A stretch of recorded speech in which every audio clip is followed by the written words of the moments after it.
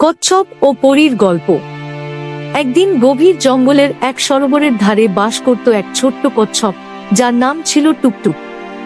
সে ছিল খুবই ধীরগতি ও লাজুক, কিন্তু তার মন ছিল স্বপ্নে ভরা।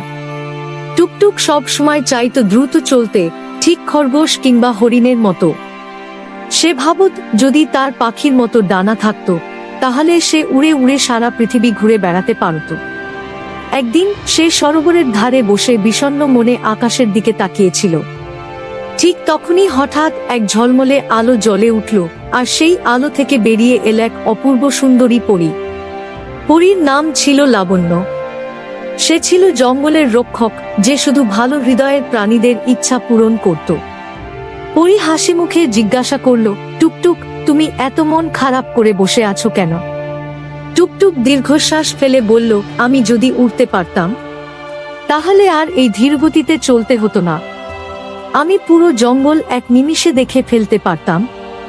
পরী কিছুক্ষণ চিন্তা করল, তারপর তার জাদুর কাঠি তুলে ধরে বলল, তোমার ইচ্ছা আমি পূরণ করতে পারি, কিন্তু তার জন্য তোমাকে একটি শর্ত মানতে হবে। কি শর্ত? বিস্মিত হয়ে জিজ্ঞেস করল টুকটুক। পরী বলল, তুমি যদি উড়তে চাও, তবে তোমাকে তোমার ধৈর্য হারাতে হবে। তুমি দ্রুতগতির হয়ে যাবে, কিন্তু আর ধৈর্য ধরতে পারবে না। তুমি কি সেটা চাও? টুকটুক খুব ভাবতে লাগলো।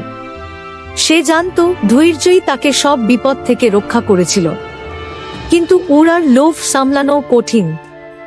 শেষে সে বলল, না, আমি আমার ধৈর্য হারাতে চাই না। আমি যেমন আছি তেমনই ভালো আছি। হয়তো আমি ধীরগতির, কিন্তু আমি নিরাপদে চলতে পারি এবং অনেক কিছু শিখতে পারি। পরী খুশি হয়ে বলল, তুমি বুদ্ধিমান। ধৈর্যই তোমার সবচেয়ে বড় শক্তি। মনে রেখো, ধীর হলেও তুমি একদিন ঠিকই তোমার স্বপ্ন পূরণ করতে পারবে। এই বলে পরী হাওয়ার মতো মিলিয়ে গেল। টুকটুক বুঝতে পারল, ধৈর্যই আসল শক্তি। তারপর থেকে সে আর কখনো নিজের ধীরগতির জন্য দুঃখ পায়নি। গল্পের শিক্ষা: ধৈর্য হারিয়ে নয়, বরং ধৈর্য ধরে এগিয়ে গেলে সফলতা আসবেই।